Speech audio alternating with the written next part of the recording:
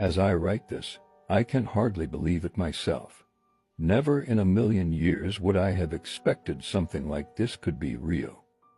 To give some context, my wife and I moved into a cabin out in the middle of nowhere, Vermont, at the end of the summer. We were tired of city life and just wanted peace and quiet. Everything has been perfect up until the last few days. Last week, we decided to do a little exploring around our 10-acre plot of forested land. We've been able to hear a stream flowing nearby, but hadn't seen it yet. So that's the direction we set off in. The walk was pleasant enough. The ground was a bit slick with mud and leaves, but nothing we couldn't handle. When we approached the stream, the ground turned to swamp. Our boots sank deep with each step. Already dirty, we slogged through to the little stream. When we finally came to the water, the ground was a lot more firm with sand and rocks.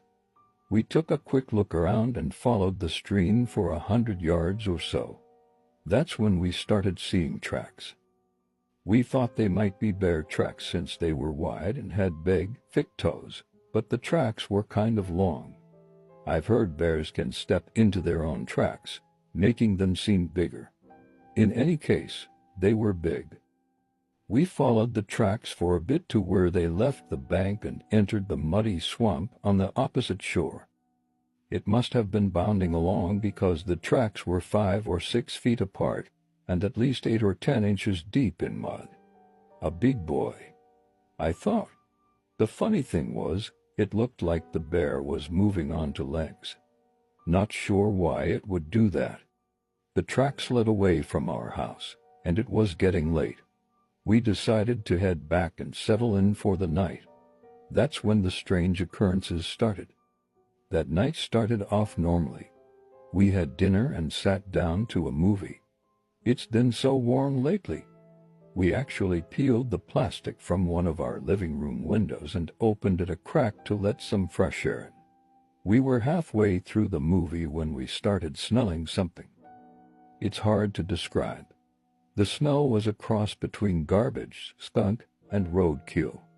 My wife slapped my leg and gave me a hard time about stinking up the room, but it wasn't me. It just kept getting worse. We had to stop the movie because I thought it was something wrong with our septic or something. I got out a flashlight and looked around the yard where the tank is, but I couldn't see anything. The smell actually faded, so we finished the movie and went to bed. The next morning, I walked around the house to see if I could find what was causing the smell. I thought maybe raccoons got into our garbage shed, but it was locked up. I even rechecked the yard, and there was no standing water. I did find something below the living room window. The ground beneath the window was smashed down, and there were muddy prints on the wall. I thought it must have been the bear whose tracks we saw down at the stream. It must have smelled our food and came up to the cabin. The next night, the smell was back. I got up to look out the window, but it was pitch black. I couldn't see anything. I banged on the wall and shouted, "Hey, bear!" I couldn't see it, but I heard it run away through the brush. Finally, last night we got a look at it. I've never seen anything like it before. The same as the previous nights, we were sitting on our sofa in the living room. That awful smell was back again before too long. This time, I was prepared. I had gone out and bought the biggest, most obnoxious flashlight I could find. I also picked up one of those boating air horns. The smell came in faint but steadily got worse until we couldn't take it anymore. I grabbed the light and the horn, ran to the window, switched on the light, and blared the horn. What I'm about to describe happened in a matter of seconds, but it felt like 20 minutes or more. Standing inches away from the window was some creature. The light caught it directly in the face. It had deep black eyes. The pupils shrank to thin slits, like a cat's eyes. Then a huge, fur-covered arm blocked them from view. I could still make out much of its face. It had dark gray skin that was crisscrossed with deep crags and wrinkles. Before the arm raised, I could see it had a human-like nose, but it was pushed in really flat to the face. I could still see the lower part of its mouth, which was hanging open, I guess, in surprise. Its teeth were impressively straight and white. They just looked like really big human teeth, no fangs.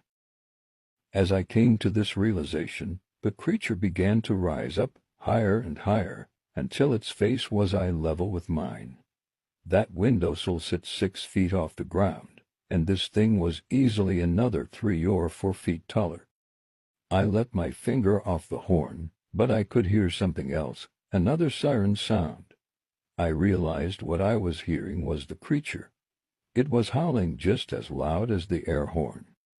At this point, I regained myself and dropped the light and the horn. I turned away from the window, and my wife stood directly behind me, eyes wide and pale as a ghost. We both dove over the couch and belly crawled into the bathroom and locked the door. At the same time, the creature was still howling like a fire engine. Finally, the sound stopped, and all was quiet. We stayed in the bathroom for probably an hour. I really don't know.